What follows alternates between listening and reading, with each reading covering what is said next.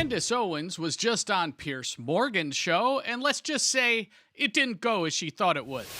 Why would he say that? So Why was he so involved but as somebody who's Candace, fighting a 97,000 front war? Candace, I want to get to the reality of what you're actually saying. So when you say that somebody at Turning Point USA, Charlie's company, was complicit in his murder, who was? I believe that there were multiple people at Turning Point who are, as I have said many times, my exact words are, they are engaged in a cover-up of what happened to Charlie on that day. No, but who was involved in his murder? I didn't say that they murdered Charlie. You said that people at Turning Point were complicit in his murder. No, my exact sentence that I said was that there were people at Turning Point who are engaged in a cover-up. No, you didn't. I believe that thoroughly. Candace, you didn't say that. You said literally. I did say that on my entire show. You said there were people at Turning Point complicit in his murder. Let me just jump in here. That's exactly what she said. And as much as I don't care for Piers Morgan, she's being caught right now. And she doesn't like it because she's been intentionally limiting herself from going on to any interview where they can actually hold her accountable for some of the untruths that she said. Piers is doing a good job here, because that is one of the most inflammatory and hurtful statements she has made. It's on the record, and now she's squirming away saying, no, that's not exactly what I said, or I never said that. It's just not true. Okay. That's what you said. When you and I were discussing, that's why I said, let's go back. I was applying the logic of a conspiracy to JFK. I said, okay, JFK, you have people that are complicit. Of course, if you apply that logic, if there is a conspiracy, there's going to be multiple people that are going to be complicit by the time, in order for a large stage murder to happen. Jump in here again. And I'm a fan of Candace asking questions. I'm not a fan of her making statements without facts or backing it up. And in this instance, I think it's important to see what she's doing, because she's been doing this all along. She'll make a statement and then immediately pivot to analogize that statement with something that's unrelated. And in this instance, she's pivoting to JFK off of a statement that she's made. These are two separate accounts. They may be related in the sense that there was obviously some terrible occurrence, but she does this consistently, where she analogizes a statement, and that distraction and that ability to do that not only brings word salad into the mix, but it brings a level of dodginess. And that's what she's been doing the whole time. And again, Piers is going to hold her to account. You didn't say complicit in a cover-up. You said complicit in the murder. Because I said who at Turning Point was involved in his murder. And let me clarify for you. Okay, you can keep saying what I said, or you can listen to what I am saying. Okay. When I was using the analogy of JFK and we were connecting it, I was basically pushing back on you because you were suggesting that, you know, all of these people being involved would be crazy. So I was applying the analogy of what happened to JFK. Just a quick interruption from the story. If you're an America First voter and you love President Trump, please take a moment to subscribe to this channel. If you could also like this video or leave a comment down below, all of that goes a long way to telling the algorithm to boost us. Believe me, the liberals, the YouTube algorithm, and everybody that isn't America First is trying to suppress our voice again. Thank you for your attention to this matter. Now back to the story. Well, you actually, if you go back and listen, I don't know. Suggesting that a conspiracy... I said you don't know either. You're floating theories. When we started talking about the JFK thing... Listen, let me make it clear. Piers, I really think you're not holding on to your thoughts Candace, here correctly. let me spell out my thought very clearly. When we started talking about JFK, the implication that you were making was that it was crazy to suggest that multiple people could have been involved. See, again, here's the third tactic. You see this all the time in politics and interviews, but this over-talking. Where Piers is going to go is going to be an important point. What she's trying to do is to overtalk him, to delay him or distract him, get an emotional response, and then he'll forget what he's trying to do here. The problem for Candace is he doesn't forget. All the different levels. Candace. I was then connecting the dots and saying that in order for the JFK assassination happened, there had to have been tons of people that were complicit, I understand. right? I heard what you said. Maybe you're the person who takes the cameras down. Maybe you're the person that told him to drive Candace. that day. Maybe you're LBJ. So they're not all complicit in the murder, but they're all at different varying stages involved in the cover-up, right? So that's what a grand conspiracy actually is. And I do believe, so you don't have to go back and we don't have to go through it. I'm telling you what I think about Turning Point. You know, I am very known for being honest about what I believe. You're not, you know, I'm not exactly a person that you got to pull teeth on. Sure. I believe that there are people at Turning Point who are engaged in covering up what happened on that day. But were any of them engaged in the planning of the murder of Charlie Kirk?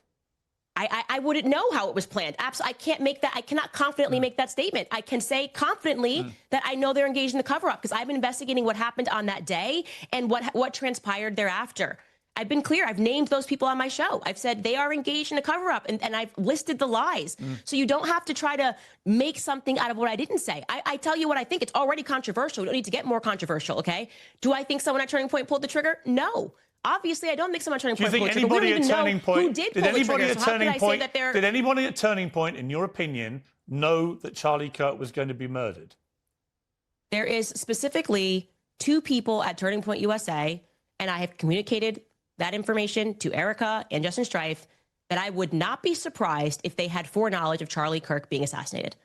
See, again, this is a huge statement, and what I want to make clear is it's important to ask questions. That's where Piers was going earlier. It's important to have theories, and I think the more important point is that it's important to have the disclaimer that this is just what I feel, this is where I'm going. But what you see that Candace has been doing the last couple weeks is this, is that she'll posit a theory, demand that the person that she's making complicit in her theory have a response. She's done that with Kash Patel, she's done that with Erica, she's done that with every member at Turning Point.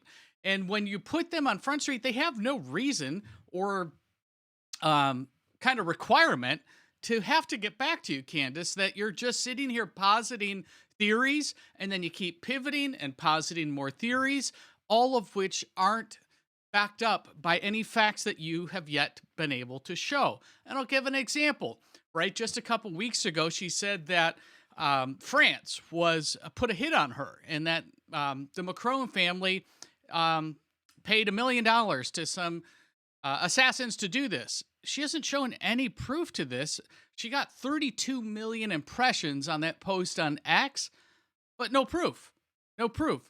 So this is the point. We've seen Candace like people before anytime there's a tragedy or a big event.